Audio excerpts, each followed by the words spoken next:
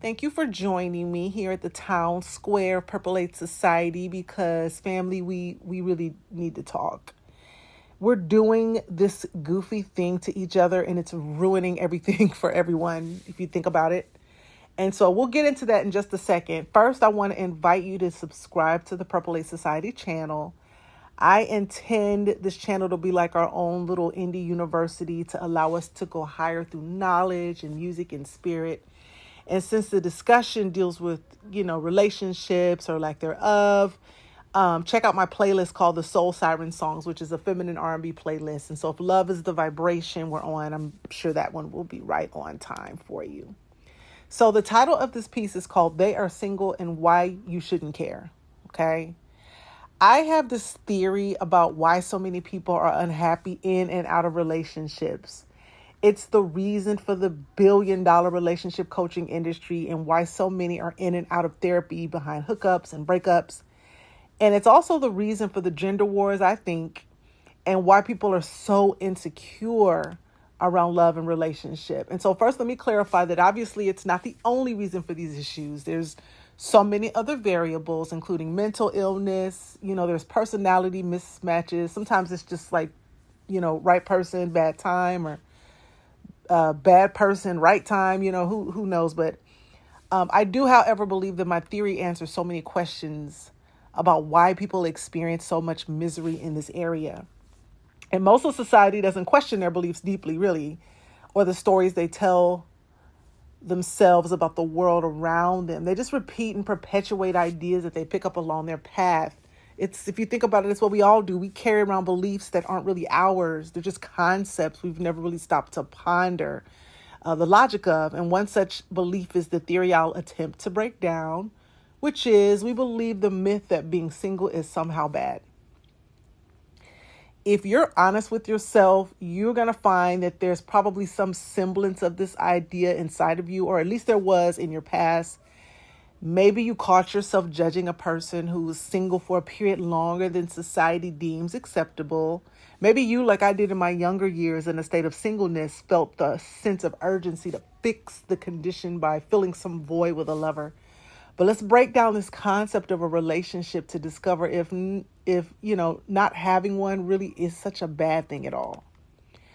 A relationship is just an agreement, no more nor less. It's just a decision that two people make, sometimes more people if it's a polyamorous or polygamous relationship. But it's really an agreement, a decision that people make, two or more people make to establish or co-create a life experience together. And proximity to another human being isn't a badge of honor that represents worthiness. A relationship is just a decision. It's just a decision to spend time and resources and energy with each other. So when two people who know each other well and truly love each other make the decision to co-create, then a relationship agreement is a beautiful thing. It's a divine arrangement. It's an opportunity for those two people who believe in their connection to create some special things together, like love, a home, babies, and abundance, and a future legacy. But the choice not to enter this agreement is not a bad thing. The problem with thinking that a relationship is more than an agreement is that it causes a weird sort of separation effect in which people begin to compare their agreement or lack thereof to another's or another's lack thereof. What inevitably happens when people believe that the validation of others defines their worthiness is that they hustle to fix their position in life, and subsequently they rush to find a relationship. And people who are under this umbrella of perception feel that they have to fulfill a void. And when people feel and believe that their value is based on another person, the faster they lock down, the better. And when people feel pressure to pair up, they forego dating around to meet a person more reasonable for them. And they ignore the time needed to really consider whether a potential mate is a good fit for them or not. And they ignore their instincts and the energetic information that their intuition is offering up just to not be alone. And they allow the fear of being seen as weird or unworthy by other people to supersede what is healthy for their well-being. They allow what other people feel as weird and unworthy be a reason to kind of compromise what's in their best interest because they don't want to be seen as single. And, when people prioritize, you know, when they prioritize not being single over well-being, they increase the likelihood of unhappy relationships and divorce. And more tragic is the increased potential for infidelity and even verbal and physical abuse.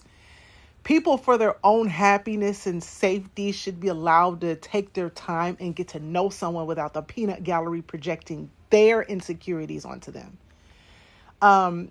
Another issue is that society polices the dating and sexual choices of other people. We feel it our duty to dictate what is right for others. And a perfect example of this was the onslaught of judgment around celebrity Lori Harvey's dating life. The men she dates, breaks up with, and may or may not have slept with affects no one in any capacity except for the men she dates. And people love to say this new, term, modern term, she's for the streets, it denotes a woman who doesn't behave according to what they personally feel is acceptable. When you hear a person say, oh, he's for the streets or she's for the streets, what they're basically saying is that person doesn't fit what I think is acceptable behavior. Not that they're actually what I say they are, but that they don't fit what I believe, people should be behaving the way that people should be behaving. And it's simple. Since we feel that being single is a bad thing, a person who chooses to either be single or avoid marriage is obviously doing something wrong in our minds, right? Why? Because we think relationship is a social award symbol and not just an agreement. We're told that if we don't rush and make the choice, then we will one day end up hopeless, miserable, and lonely because, again, being single is bad. People can't even fathom that a single person could be happy no matter their age. Furthermore, all relationships aren't meant to last.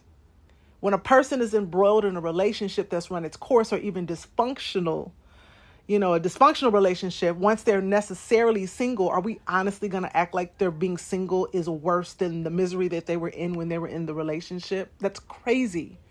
Though we don't wish it on anyone, 60% of marriages in America end in divorce. That means that marriage doesn't automatically mean the solution or the end to all of human suffering. Just like being single doesn't always mean the source of misery. What's really more of a truth is that self-actualized people, those who love themselves enough to be happy whether in or out of relationships, will be happy either in or out of a relationship, whether they're 20, 30, 40, or 70. Another issue is that people harp on the relationship realities of others as a way of deflecting from their own inadequacies or feelings of inadequacy. Unless a person has caused us personal harm or poses a threat to our well-being or others, why would we be triggered by another person's dating choices or what goes on in their bedroom? That's bizarre. Unless there was something inside of us to be triggered by, because remember, the trigger always belongs to us. The trigger happens from the inside out, not the outside in. We make all kinds of eloquent excuses about how immoral or how much of a bad influence the person's dating choices are. And we go on social media diatribes about the societal issues that the person's actions pose. We spread all kinds of myths, contrary to science, about the condition of their overused genitals and even gossip about our theories of their sexual preferences. And for what?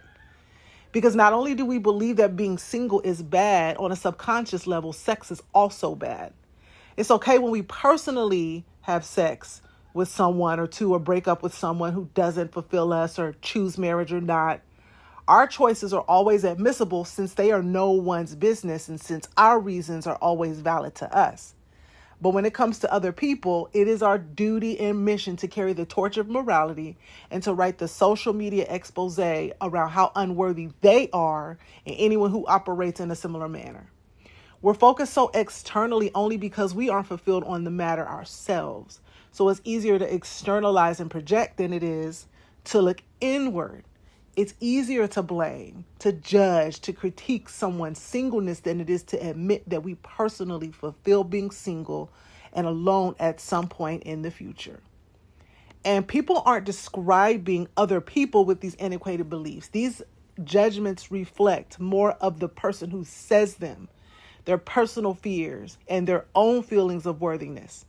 People project who and what they are. The person who fathoms and verbalizes the problem is the person who has the problem. It's coming out of their mouth and from their mind. Being single is their own fear. And this is because most people have not made peace with their own mortality or just being alone. I get it. No one wants to die before having truly experienced soul-stirring love. We also fear dying alone and going unremembered. But what happens if a person marries early and then their spouse dies at, say, age 64, leaving them older and single again? Is their singleness at this age some fault of their own or even bad?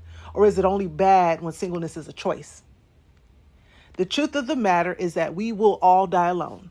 When we close our eyes, our soul will leave our body and no one can make the journey with us. Being alone is part of our reality, especially since we're individual souls. I often say that if a person can't be happy by themselves for a period of time, they're the very people who probably need to be alone for a little while. We have to make peace with being alone to become magnetic to the kind of love we want. If we can't entertain ourselves, eat alone, go to a movie alone, sleep alone, does that make us a better candidate for a healthy relationship or a needy one? If you see someone doing those things alone and can't even conceptualize that they could possibly be happy, many in fact are, then it isn't the single person with the problem, it is you. It isn't the person who is happy with themselves that is to be pitied. It is the person who isn't.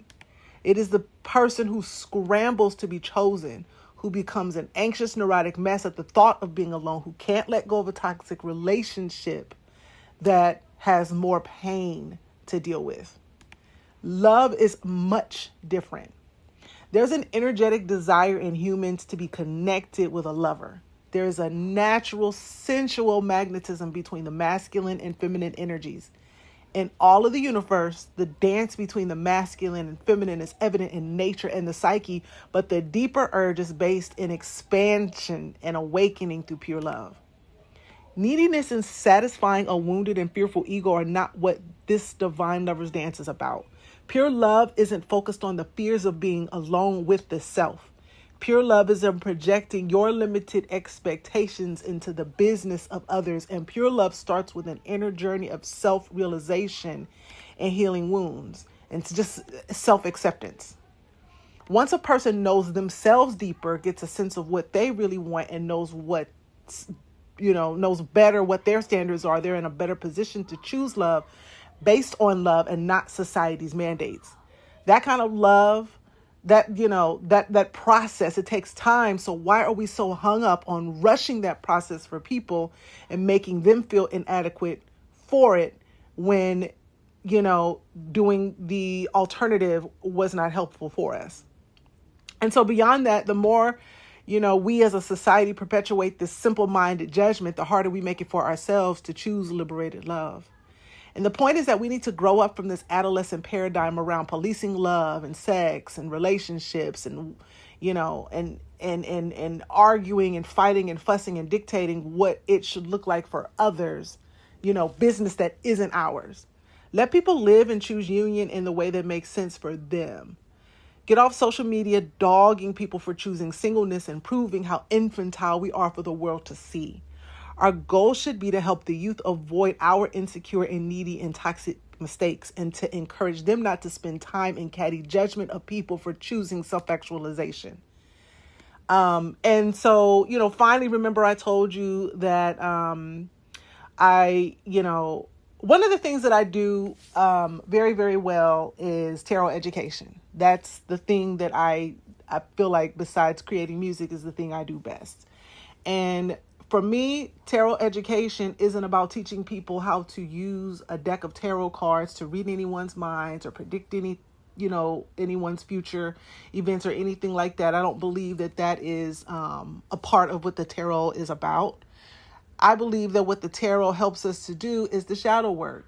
Look at the symbols on the cards to analyze what our subconscious and our dream state and our our nervous system and our emotions are feeling, analyzing our own relationships, analyzing our situationships and the archetypes that we find ourselves embroiled with. It's about what I call detoxifying the personality. So one of the things that I do every single week, I've done this. I've, been a tarot practitioner for almost 13 years, or a little bit over 13 years.